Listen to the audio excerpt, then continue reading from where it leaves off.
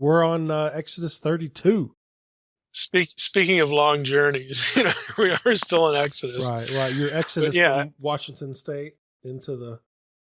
Yeah, I see what you did there. Yeah, it's real clever. Pretty clever. Yeah, Exodus 32. And next time we'll dip back into 32 next episode and do 33. I know 34 will probably get its own episode, but beyond, once you hit 35, a lot of it is repetitious. So I don't know yet. I'll have to just read through it and kind of see what we'll do with the last 5 chapters. But we're getting close to being out of the book at any rate. This episode, though, the focus is kind of obvious, and that is the golden calf episode. That's what Exodus 32 is about. So to jump in here, I'm going to read, maybe not the whole episode, but read a good ways into it at least.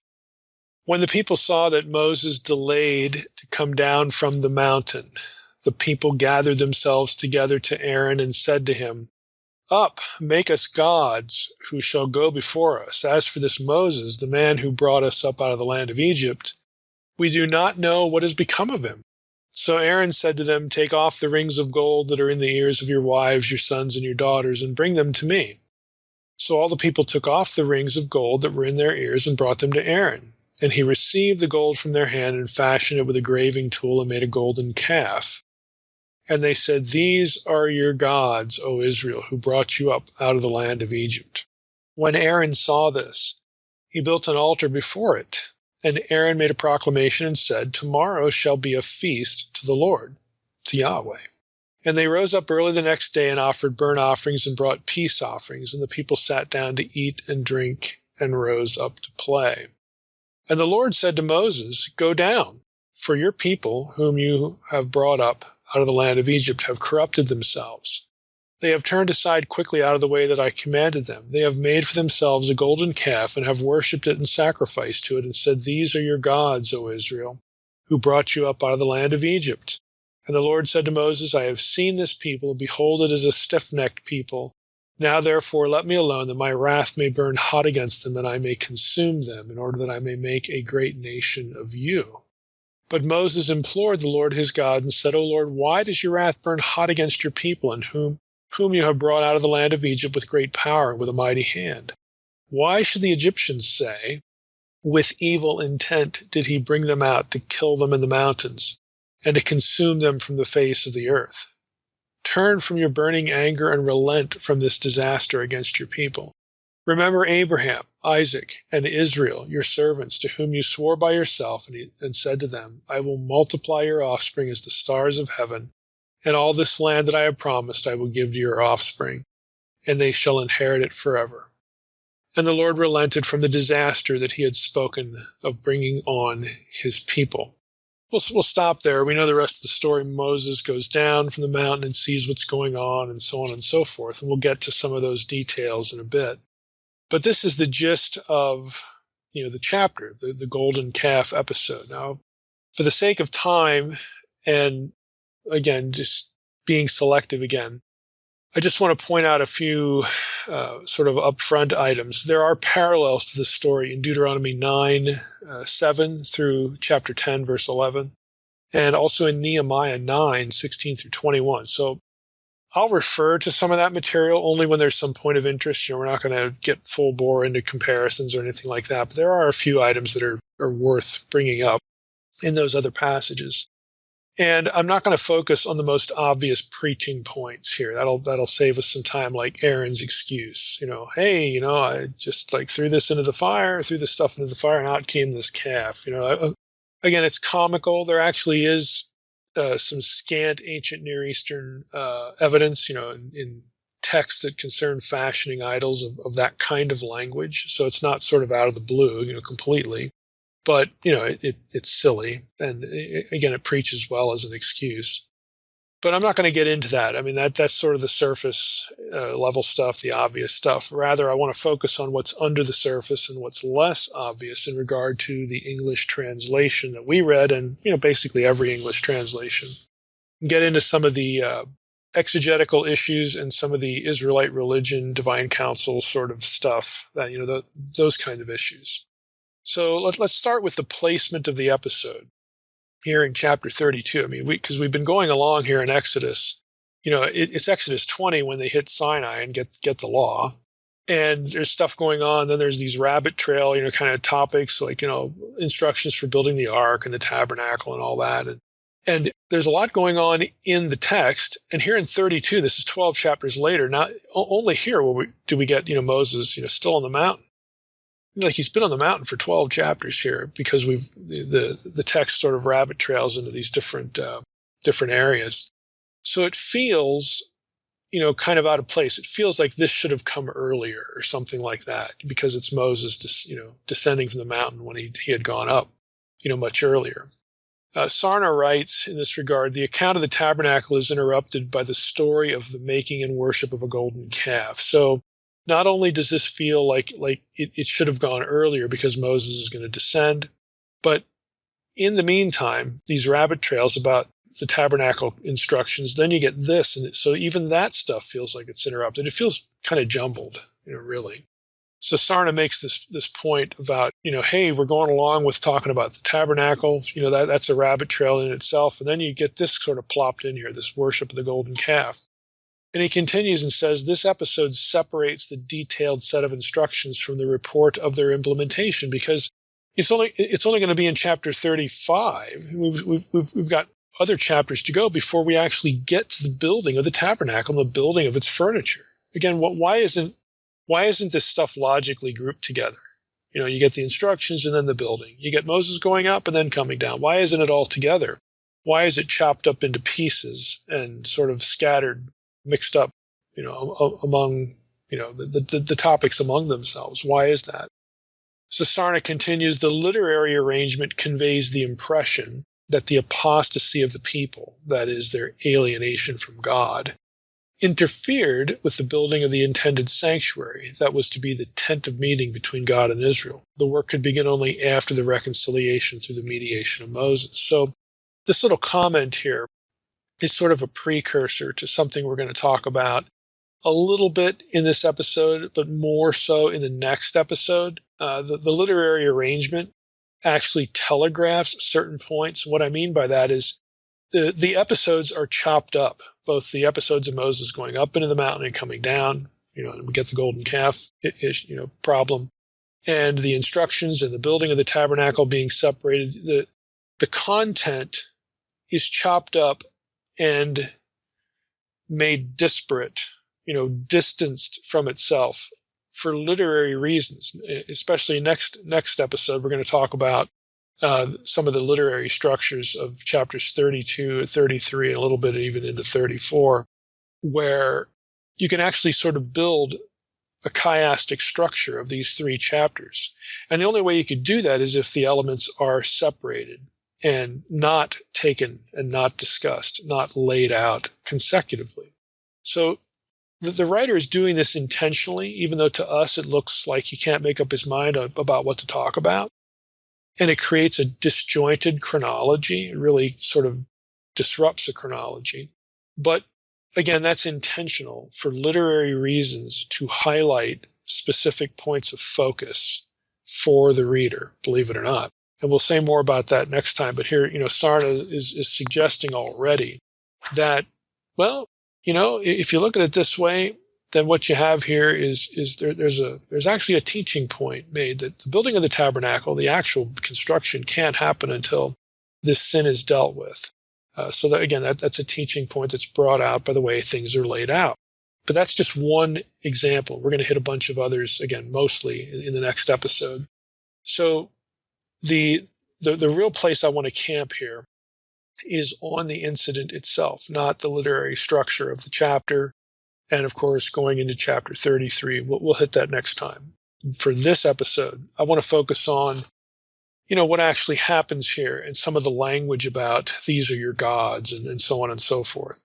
Now, the sort of immediate context for chapter 32 is actually Exodus 24:18.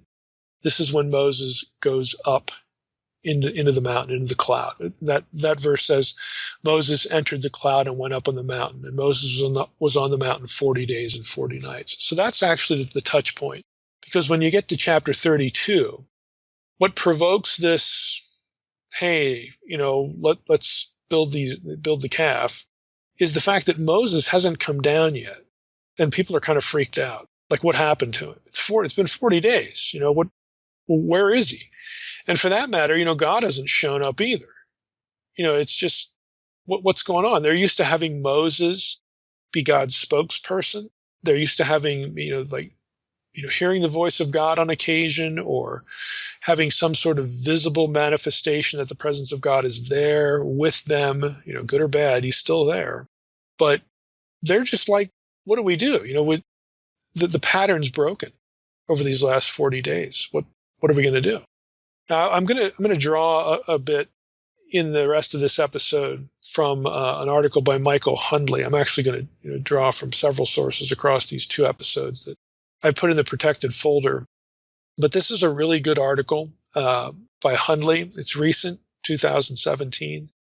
Hundley has done a lot of work on divine manifestation, temples, temple presence, divine presence, that sort of thing. This article is called "What is the Golden Calf?" And it's a journal article from Catholic Biblical Quarterly, volume 79, number 4, 2017. And it's 20 pages, 559 to 579. I put it in the protected folder for those who are newsletter subscribers. You can take a look at it. Hundley writes of this episode. Again, he jumps into his topic this way. He says, Exodus 24:18, again, that's when Moses goes up into the cloud, indicates that Moses stayed on the mountain 40 days, giving no indication that the people expected so long a stay, and explaining their seemingly panicked reaction. Chapter 32 continues the non-priestly narrative with Moses still on the mountain. The Israelites are alone in the wilderness with nothing to do and no idea where to go, with both God and guide nowhere to be seen.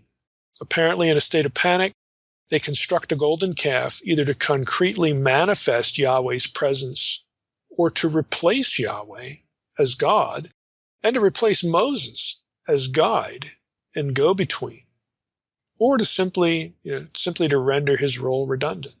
So that little selection there from Hundley kind of tells you, it puts you in the mindset of the people. They have neither God nor guide. And they got nothing to do. Where do we go? It's not a good situation. So when you get to verse 1, the people gathered themselves together to Aaron.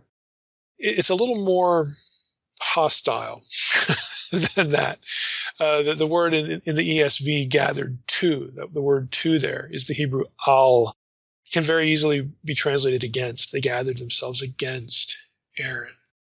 So you could really read this, and I think you probably should, that they're ganging up on Aaron. I mean, he's the one that's there. He's the one that's been the co-leader, with Moses. Moses, who knows what happened to that guy.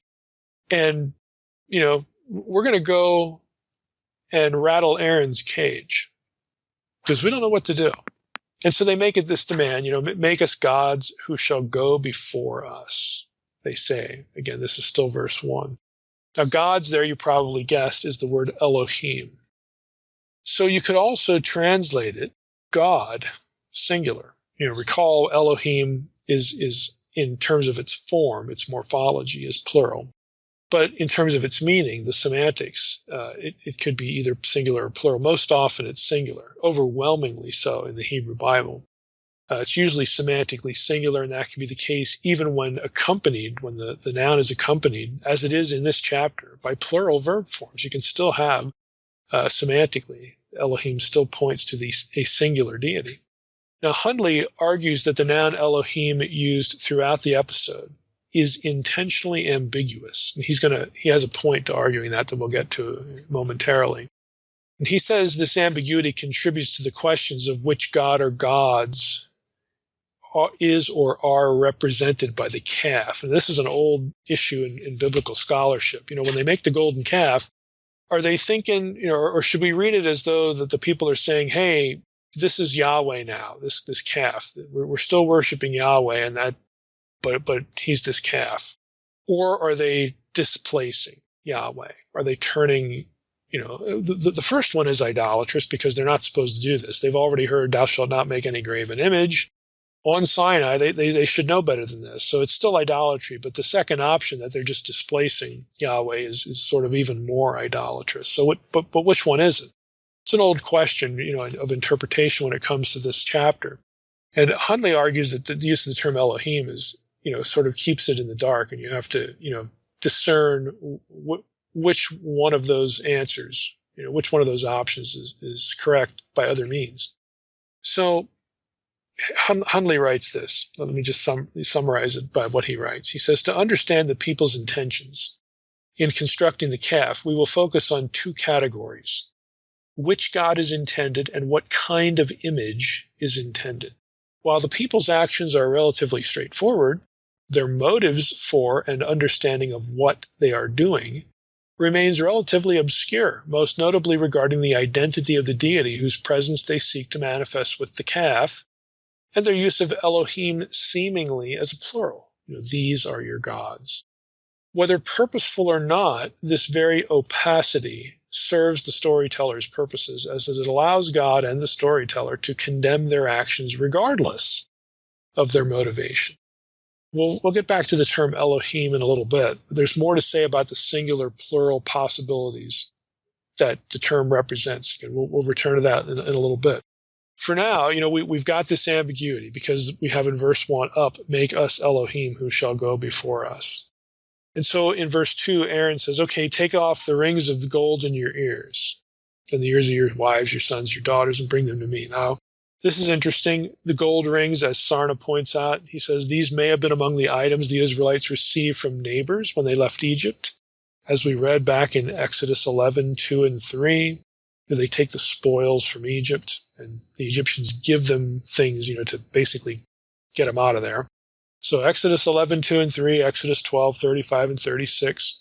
But Sarna adds from the story in Genesis 35, specifically verse 4, which I'll just read that to you. So they gave to Jacob all the foreign gods that they had and the rings that were in their ears. Jacob hid them, the gods and the rings, okay, under the terebinth tree that was near Shechem. So Sarna says, when you look at that story, where earrings are coupled with these alien gods and are ritually buried with them, it is clear that they were not mere adornments, that these rings of gold had some cultic significance. This conclusion is reinforced by the narrative about Gideon in Judges 8:24 through 27. He, too, specifically requested gold earrings and manufactured from them an ephod, after which, quote, all Israel went astray, unquote, and which, quote, became a snare to Gideon and his household, unquote. So Sarna is saying, this is not just, hey, those earrings look nice, let's just use them for gold. Even though they did that, there's some cultic connection. There's some religious flavor to them. So in verse 4, Aaron takes this material, these rings, he receives the gold from their hand and fashioned it with a graving tool and made a golden calf. Again, the language here is odd. Sarna, again, I'll just reference him. The verb vayatsar, and he fashioned, can denote he fashioned or he tied up. The noun karet, this tool, can signify a stylus or an engraving tool. The phrase may therefore mean that Aaron fashioned the gold with a tool. This, however, would be inconsistent with the description of the image as being molten, and one does not use an engraving tool on gold.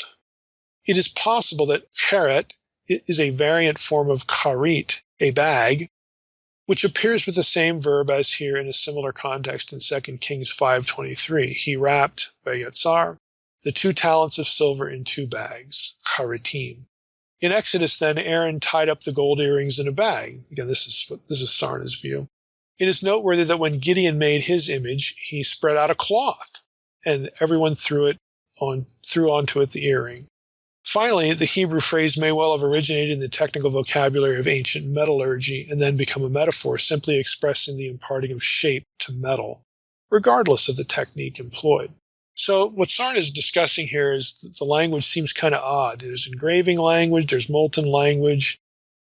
How do we know what Aaron actually did with the gold?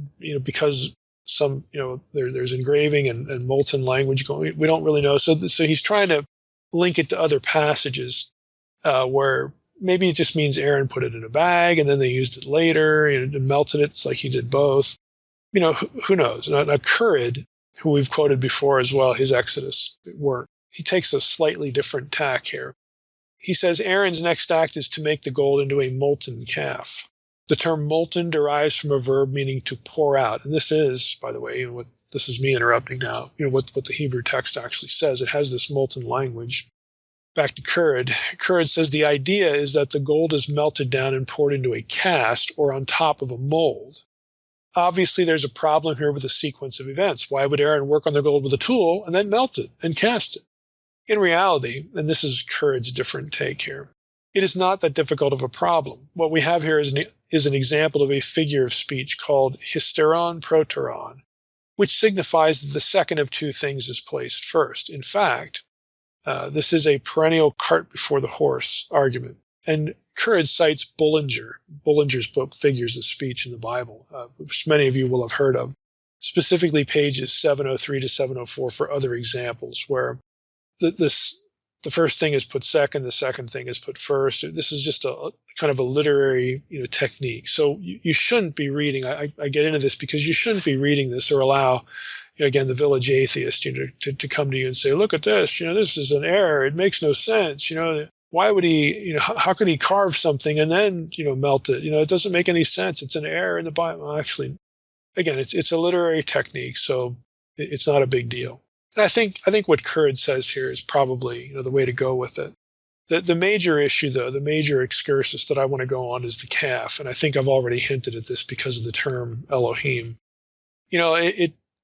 What we're going to get into here is not just related to the event, but bigger issues of Israelite religion and how Israelites, some Israelites, again, you got to think of the Israelites like we would think of Christians today. And what I mean by that is under the label Christian, there's an immense amount of variety. Lots of Christians do not agree on all sorts of theological things. In fact, some Christians, like what we'll say, like oneness Pentecostals, they don't even believe in a Trinity. But they're still going to call themselves Christians. And you can argue whether that's legit or not. I understand that. But what I'm getting at here is when we talk about the Israelites, or Israelites thought this or that about Yahweh or El, the God of the patriarchs, are they the same? Are they different? Do they overlap? What's going on here? Okay, there is no single group known as the Israelites. The average, you take 100, you picked 100 Israelites out of the second millennium BC, you're probably going to get 10 opinions. Okay, it's just that sort of thing. One of those groups would be the biblical writers. So the biblical writers are not synonymous with the Israelites. And the Israelites, there is no monolithic group that's just, one mindset on anything, any aspect of their religion. For goodness sake, they don't even have an inscripturated record, this thing we call the Bible. It's not like they, have weekly or even monthly instruction. They've got a very small subset of theological knowledge, a lot of which has been passed on orally, and it's not even written down yet. They're not theologians, folks. And critics of the Bible need to own up to this, whether they're evangelical in flavor or whether they're non-confessional. Because what critics like to do in the subject matter we're going to talk about here, the identification of Yahweh or El, or either or both with a calf or a bull. What critics like to do is they like to take all of this and just lump it together into one monolithic thing and say that the biblical writers were polytheists, or the biblical writers thought, it was okay originally for, Yahweh to be represented by a physical object. And then somebody later on, in the 8th century when idolatry was a big deal because of Jeroboam, then all of a sudden the theology changes and somebody makes up this story about the golden calf and sticks it back in the Pentateuch. Moses didn't really write this, to tie the later abomination, the later punishment of idolatry to give that Mosaic roots. And so it's artificial. We all know that they were polytheists because of this, that, and the other thing. The critics talk about the Israelites and the biblical writers as though they were of one mind. That's just bunk. It's just demonstrably absurd. We don't even have that now in the church, with a couple thousand years of tradition and a Bible. Okay, the Israelites, the people who would have gone by, would have considered themselves descendants of Jacob. back in the second millennium BC. They don't have any of that. And so it's really absurd and self-serving for critics of any stripe to assume that everybody's thinking the same thing. That is just incoherent out of the gate. And I'm sorry, if that's going to, pit me against, some other person out there in the podcasting world or whatever, too bad. I mean, you demonstrate to me how that assumption makes any sense at all. Go ahead, do that. I mean, that's what I need. Where's the proof that everybody thought the same? Everybody belongs in the same bucket, including the biblical writers. Good luck with that. So again, with that little prelude, let's get into the calf issue itself and the Elohim language and the bull language and the calf, all this stuff. Now, Currid writes this. We'll start with him. So I'm going to give you a little bit of Currid, a little bit of Sarna, and then we're going to go, into the details here and bring Hundley back into our purview, because I think he thinks, pretty well about a lot of the stuff going on here.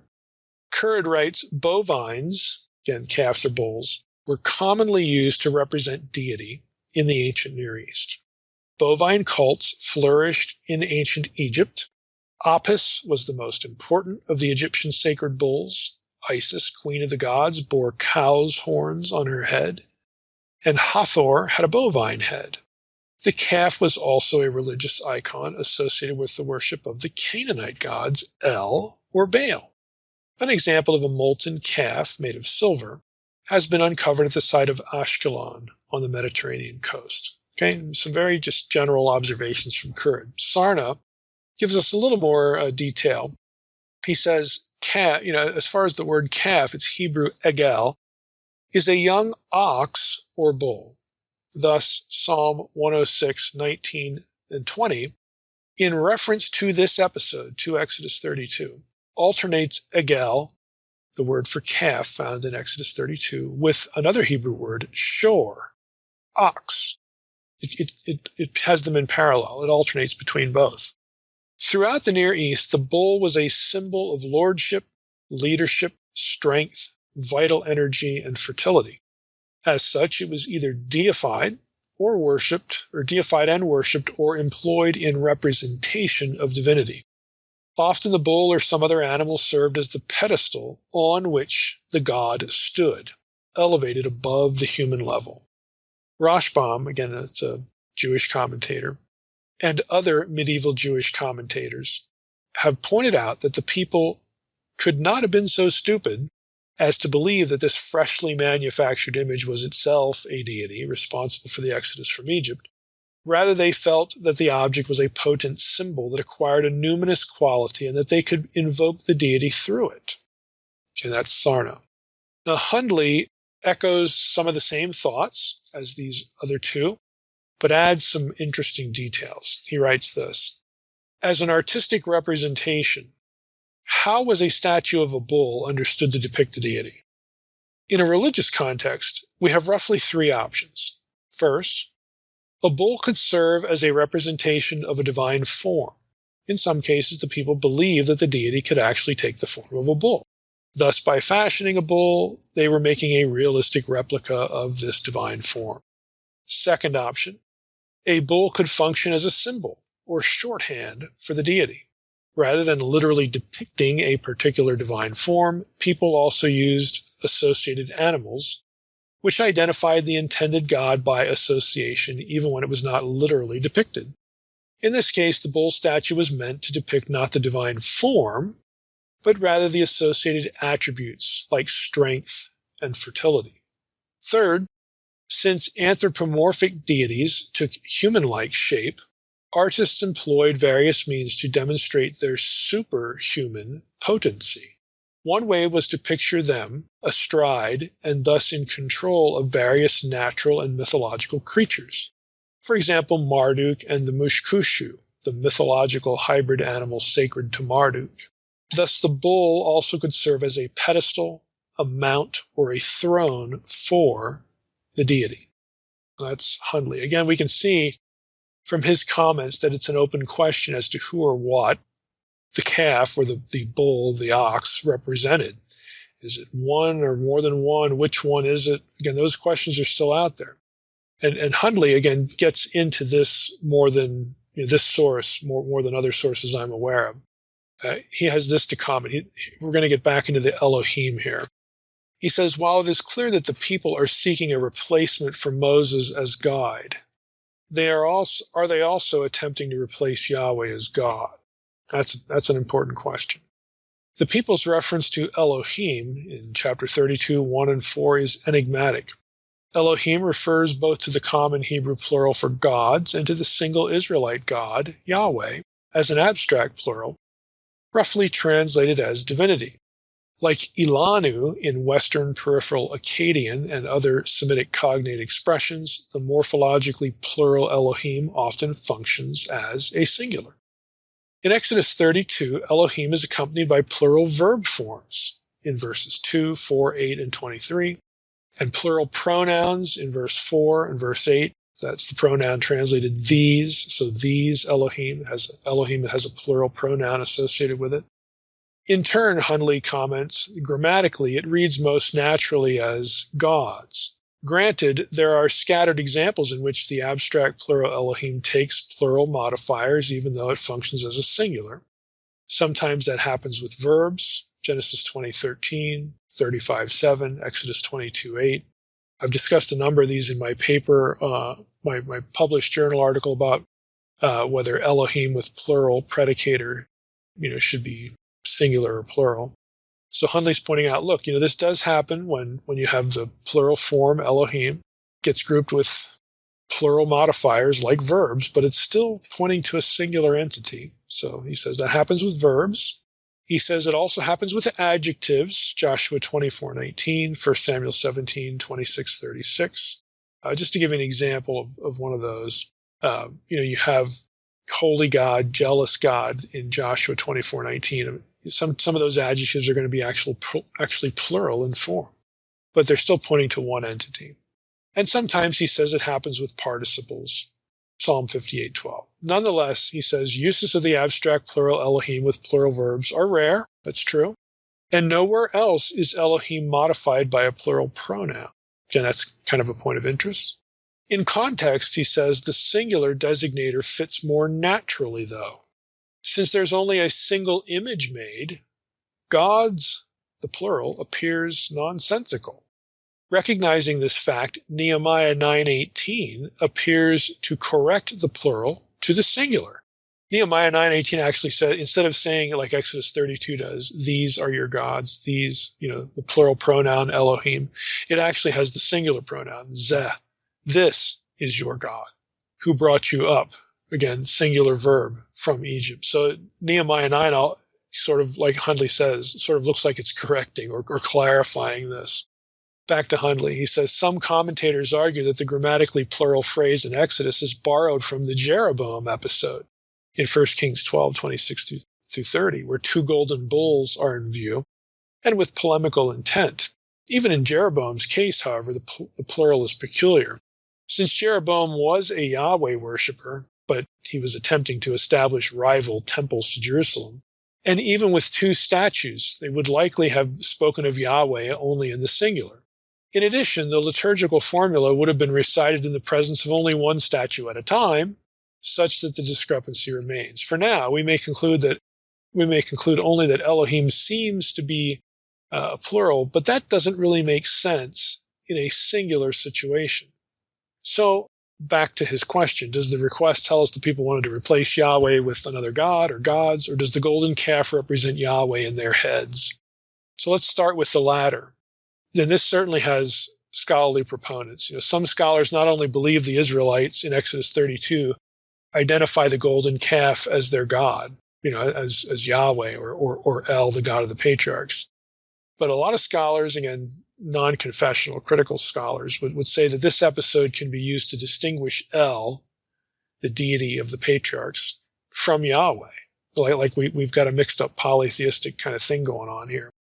For example, if you have DDD, Dictionary of Deities and Demons in the Bible, and you looked up the entry on calf, this is written by Nicholas Wyatt, who I really like but often disagree with. But Wyatt, is one of those writers that thinks about a lot of things and ferrets. He's kind of like Margaret Barker, always worth reading, even if you don't like the conclusions he draws from the data, or don't find them especially persuasive. He gives you lots of things to think about.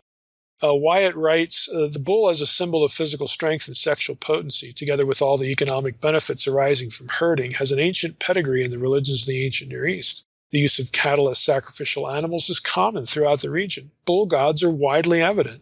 Then he cites a few examples in Egypt and Mesopotamia, and he gets to the Ugaritic material. He says El was known as the bull El. And in Ugaritic, it's Thor Il. Now, Ugaritic and Hebrew are related languages, but not the same. The Hebrew word for bull is shor, and in Ugaritic, it's Thor. We've got a sh and th dialectical difference. I'm getting into that because it's going to become kind of important here. So in Ugaritic, El was known as the bull. Okay. This usage may belong in part to the convention of giving animal names as terms of rank to military personnel. And he cites an Ugaritic reference for that. He says, it at least suggests a popular etymological link between Thor and Hebrew shor, and the Akkadian is sharu, bull, and Hebrew sar, Akkadian sharu, ruler or king. He says all these terms are similar, so that may be why they get mixed. The bull becomes an icon of royal leadership, whether the king, the royal king, is a god or a person. Back to Wyatt. Near Eastern weather gods are conventionally shown standing on a bull as vehicle, while Baal is described in KTU 1.5 as copulating with a heifer, which suggests that he too could be regarded as a bull. Cult images of bulls have been recovered from such sites as Ugarit, Tyre, and Hazor. A number of terms for cattle are used in the Bible as epithets of divine power. The title Shor El, Bull El, has been discerned in the impossible Masoretic text of Hosea 8:6, which reads, Ki mi Yisrael, which translates into, again, kind of an incoherent, for from Israel. Now, the Hebrew consonants can be redivided to read this, though, Wyatt points out, Ki mi Shor El, for who is Bull El, which fits well into the context of Hosea 8:6. With this may be compared Jacob's title in Deuteronomy 33:17 as Bekor Shor, the firstborn of the bull.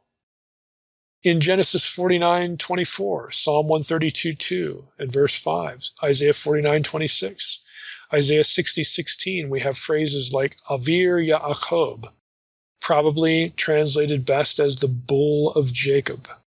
While the divine title Avir Yisrael of Isaiah 124 is comparable, the term Re'em, Akkadian Remu, is generally thought to denote aurochs instead of bulls. So he's saying in that verse, you don't have shor, you have some other term, Re'em, but that's even a bull too.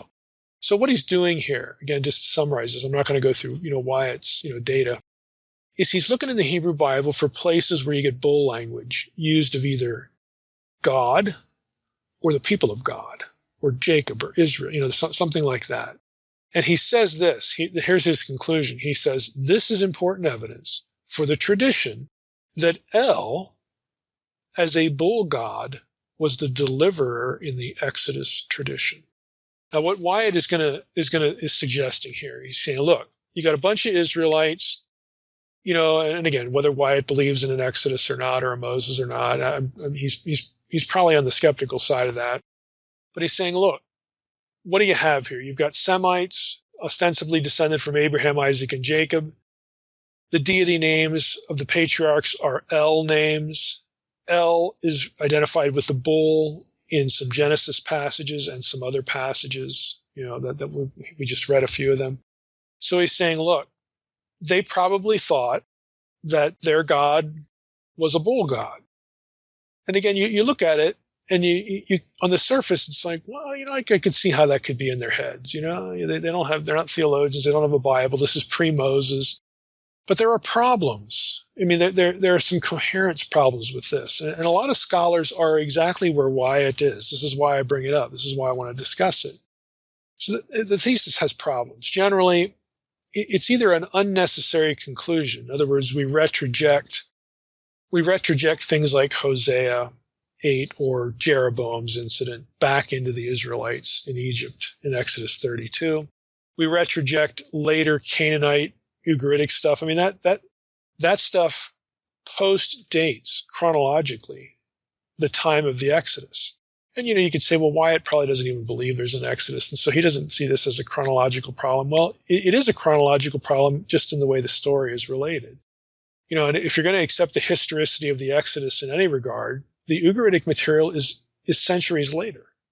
So it doesn't seem fair to use that material to inform this earlier episode. It's an incongruence. But even if, even aside from that, if you take the prohibition against graven images earlier in the Exodus story, that has to mean something if you take it seriously at all. Well, Wyatt could easily say, well, maybe that's new revelation. Again, we'll pretend Wyatt thinks that the Exodus is real and so on and so forth.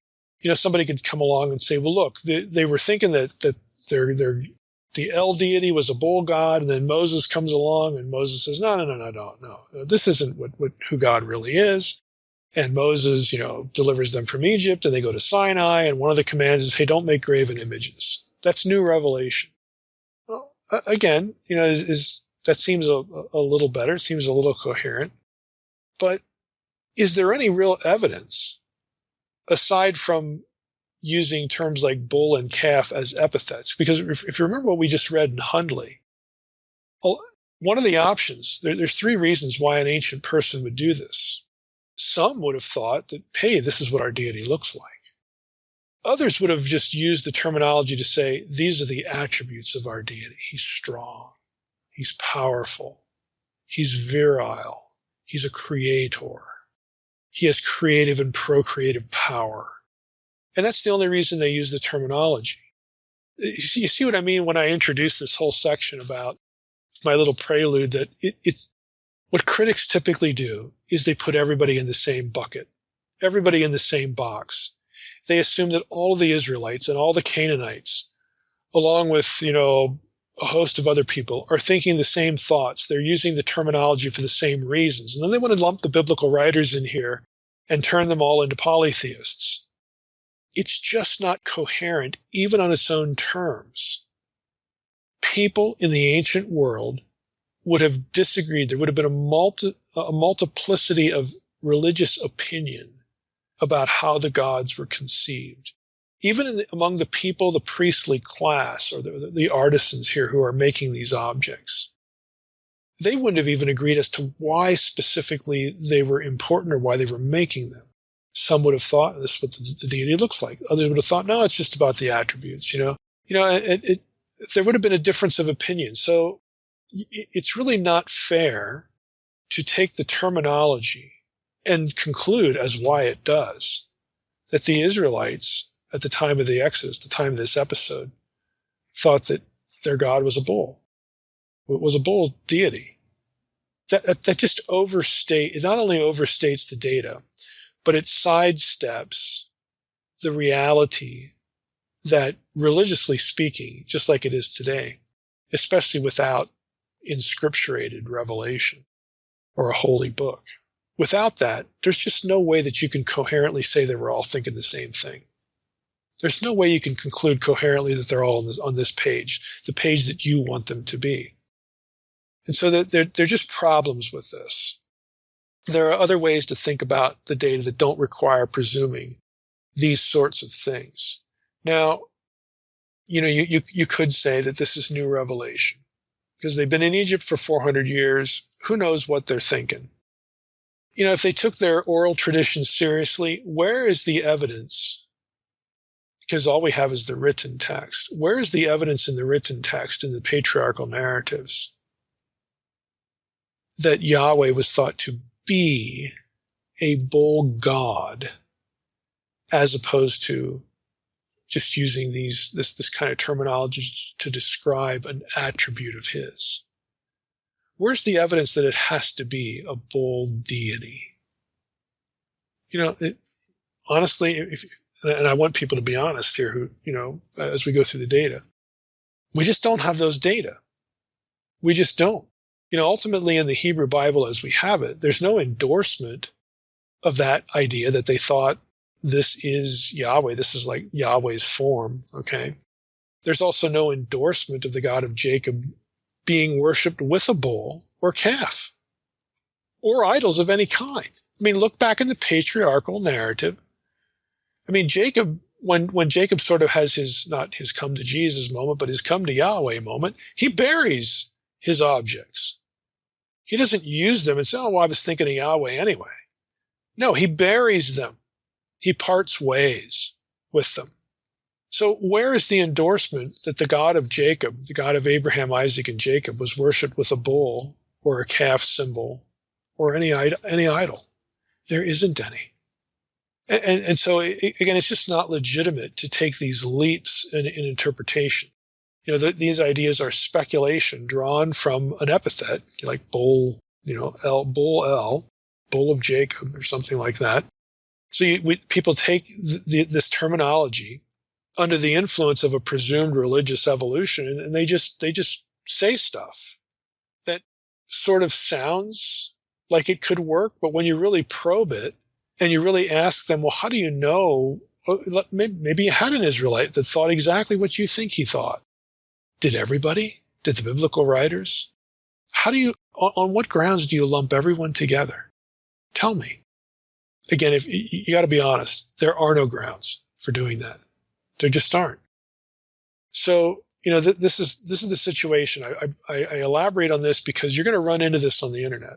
You're going to run into this in podcasts, other podcasts and discussions and whatnot, where again the village atheist is going to come out and try to make this an episode of quote unquote legitimate idolatry. That this is really, the Israelites really thought this way. The biblical writers really thought this way. And it's only like other parts of the Bible that contradict this polytheism here. And then, the Bible's just hopelessly contradictory and blah, blah, blah, blah, blah, blah, blah. The drill. You know the drill by now. And what I'm getting at is probe the idea. If it's true, then other things should be true. If it's true, then it should be coherent. You should be able to say certain things about the proposition that derive from the proposition, but in this case you can't. And in fact, it lacks coherence. So again, we'll move on here, but in Hundley's article again, and you can reference it. He goes through this option. He goes to the option that we've got the Israelites thinking of their own God, El or Yahweh. With the golden calf, or they're thinking of other gods, and so on and so forth. Hundley, writes this. I think this section's worth reading to you. He says, to this point in Exodus, Yahweh has demonstrated his power by leading the people out of Egypt, and Yahweh, Elohim, has been the only God directly referenced. Indeed, nothing in the text to this point indicates that any deity other than Yahweh is in view. Thus, like Jeroboam in 1 Kings 12:28, the people most likely seek to elicit Yahweh's presence by means of the golden calf. This is where Hundley lands. He's thinking, they're probably not thinking of other deities. They're probably building this calf and they're thinking of Yahweh. Because Aaron, let's think about it. Aaron actually says, hey, like when he makes the calf and he says, in verse 4, Aaron, received the gold from their hand, fashioned it, and he says, these are your gods, O Israel. The people say that. Hey, this is our Elohim. These are our Elohim. And again, it could still be singular, like we've talked about. And then Aaron in verse 5 says this. Aaron saw this, he built an altar before it, and Aaron made a proclamation and said, tomorrow shall be a feast to Yahweh. So, Hundley looks at this and he says, you could read that and say, well, maybe they're thinking this is Yahweh. As awkward as that seems, as ridiculous and absurd as that seems, because they've just been told not to make graven images. The people go along with Aaron's identification of the calf with Yahweh. Aaron is the one who makes this identification. And the people don't object to it. They don't say, wait a minute, Aaron. We were thinking of some other deity. There's no objection on their part. They go along with it. And Hundley adds this, by contrast, in Exodus 32:26, the people do not respond to Moses' call, who is on Yahweh's side. That's like, it's showdown language, because, when Moses says that, and Moses is obviously opposed to the golden calf, they know they're kind of in trouble. Because if they are on Yahweh's side as Moses defines it, then they shouldn't have been doing this. So it gets a little dicey, with the language here. Again, another little thing from Hundley. He says, in short, it is clear, the text is clear, the people seek a tangible divine presence. Again, it remains unclear, however, if the presence they seek is Yahweh or another god. Aaron, again, certainly thinks he makes the identification. There's every reason to think they hope to concretize Yahweh's presence, yet the text, again, is still, it still has these ambiguities in it. Now, with the benefit of hindsight, it's easy to dismiss the people's actions as blatant disobedience. From their perspective, however, the situation is critical. They try to do the best they can with what they see, yet their vision is limited, as they are not privy to the events occurring on the mountain above. Moses, the guide and go-between, is ostensibly gone. Yahweh is inaccessible. With no one to protect and to lead them, no way forward, nowhere to return, they likely fear for their survival. In their presumed desperation, with no other obvious solution available, they use whatever means and agency they have to forge a way forward. Like their neighbors, they make an image to serve as a focal point of presence, protection, guidance, and hope. Faced with a lack of a tangible, visible deity, they make a deity tangible and visible on their own terms. And again, there's a lot that we could say about this. I mean, it's obviously portrayed negatively. People rise up to play. Again, it's a term. If you look up the term, it's tzachak in Hebrew, Genesis 26:8, Genesis 39:14. It has a sexual context there. It probably it's probably better translated something like dallied with, maybe seduced, because the Exodus 39 reference is the reference to Pharaoh's wife accusing Joseph of tzachak, again, dallying with her, actually accusing him of doing the things she's doing. So it's a negative portrayal. Again, you get the sexual element, spiritual adultery, used with idolatry elsewhere in the Old Testament. You get the flavor that even if they think that they're worshiping Yahweh, even if they're desperate, and even if we can understand as human beings their fear and what's going on, again, their desperation in the situation, because Moses is gone, they have no direction, no leader, they can't go forward, they can't go back. All that being the case, it's still viewed as sinister and evil in the text because it violates the earlier command. And you see this as you go through the chapter. In verse 7, I'll just read you verse 7. The Lord said to Moses, "Go down, for your people, whom you brought up out of the land, have corrupted themselves." I mean, before, God had been referring to Israel as my people. Not here. Now it's your people. God is distancing himself from the Israelites. He says in verse 8, they have turned aside quickly out of the way that I commanded them. Again, even there, the text doesn't say, as Sarna points out, the text doesn't say they've turned aside from me. They have turned aside out of the way I commanded them. So basically they've adopted, pagan modes of worship, using them in the worship of the God of Israel. So Sarna and others, take that phrasing as indicating, again, they're thinking they're worshiping Yahweh, but they're really not. So in one sense, they haven't turned from worshiping Yahweh, like they're not worshiping some other deity. But God says, look, they have departed from what I commanded them to do. They might think they're still on my side. They might think that they're still worshiping me, but they have gone astray.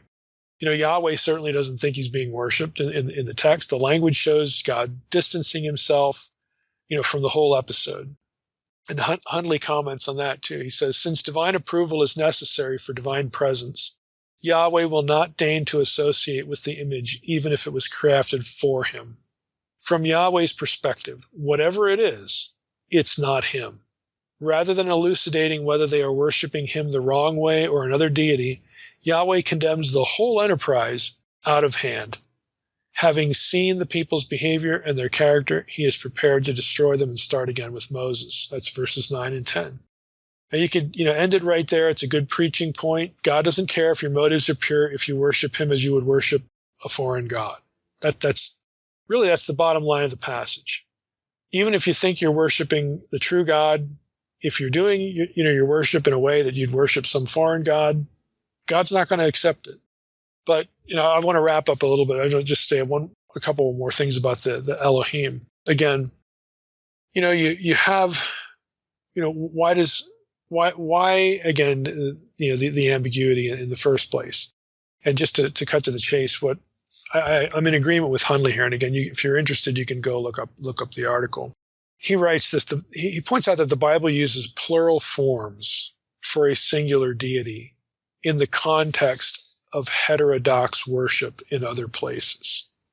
And for him, this is the key, that they think they are worshiping Yahweh. And they might be, in their hearts and in their heads, that might be what they're thinking. But God says, it's wrong. I don't accept it. And some of the examples he has are kind of interesting. In 1 Samuel 4, 7, and 8, when the Philistines notice the presence of the ark in battle, they at first proclaim, Elohim has come. And the has come there is a singular verb form. Elohim has come into the camp. But in the next breath, they resort to the plural. Woe to us, who will save us from the hand of these mighty Elohim? These, plural, are the Elohim who struck, plural verb, the Egyptians with every kind of plague in the wilderness. So what Hundley uses that to point out is that, look, you're going to have passages where there's this back and forth between singular and plural use of Elohim, and often it is associated with pagans misunderstanding who Yahweh is and how Yahweh should be worshipped. And so in Hundley's view, this is why Exodus 32 makes the term Elohim ambiguous in the text. Is it these or one? Is it plural or one?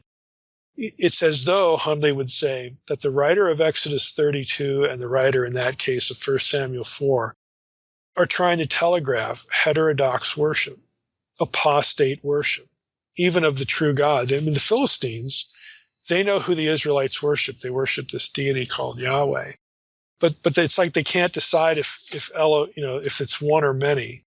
And so when you do the same thing in Exodus 32, or rather when you see the same thing in Exodus 32, Hundley's argument is that, a reader of the Hebrew Bible would know that when you get this kind of weird, is it or isn't it, singular, plural, Yahweh or foreign God, that's deliberate.